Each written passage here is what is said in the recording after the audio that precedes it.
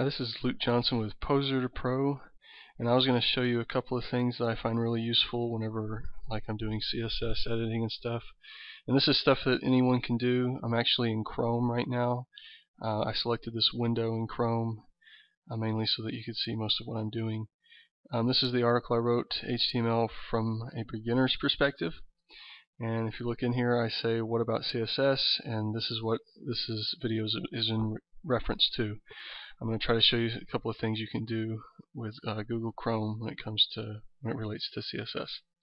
Okay, so first thing is I want to inspect an element on the page. Let's say I don't like the way this right here looks. Maybe I want it to move. So I right click on it and click Inspect Element. And you can see that it shows all this different HTML code and these properties, and it shows where it's what div tag it's located in. And this one looks like it's in header, ID header. And you can click that, and it shows kind of how it's contained. This is actually where it's at, but it's also in the header tag. And you can see the different stuff as it's related to it. But I want to just move the header for now. You can come over here. You can see that this stuff right here is base.css, and it says 49. That's actually in reference to where it's located.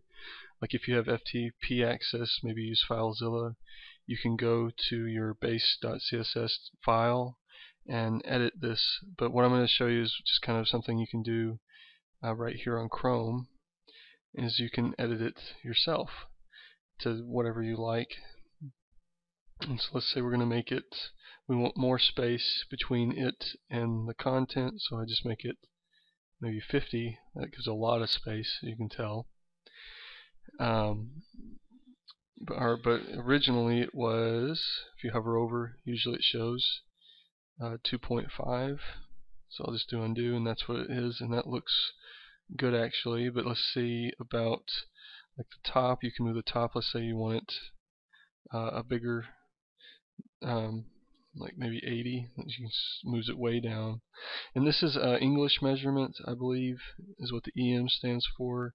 You could change it to PX, which would be pixel. And you can move it around, see what you like. If you put 0 in there, see what it does.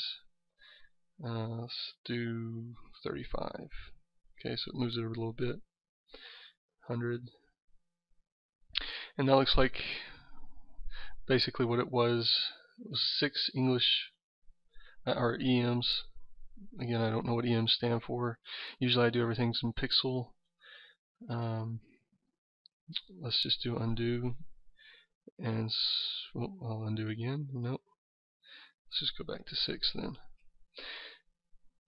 Okay, and then there's all sorts of stuff in here you can look at. You can check these things off to show different things and what maybe they're doing. Let's see.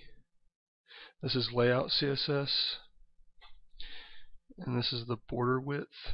Let's see. You can change that. Maybe not change anything depending on what you change. Looks like this one has something in it, so most likely will change if we change it.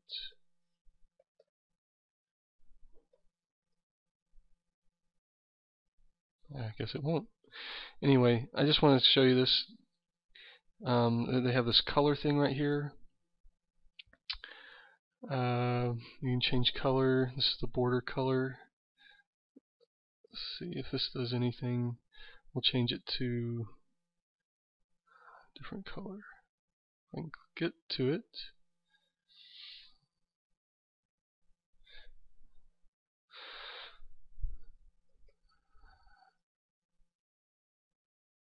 Okay, so we'll change it to white, but it didn't change anything.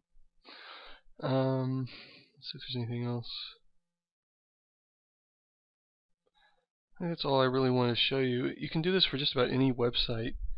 You can even go on to other people's websites and look and see what their HTML looks like, and maybe some of their style stuff. You won't necessarily be able to use some of their style stuff, but you'll be able to look at how they programmed it, or coded it, I should say. But that's kind of just a beginner's look at an easy way to do CSS. And again, what you have to do though is, like, you click on the element you want to move or change, and then you go over here and you edit it in this little box on Chrome to where you like it. But you have to remember what you edited, and then you have to go to the actual file on your FTP and change, or if you have some way of getting to it, maybe in WordPress, you have to change it through there and look for it on page or line 49. But this is just a very simple, basic, easy way to do it if you're a beginner. Thanks for watching the video. This has been Luke Johnson with Poser to Pro.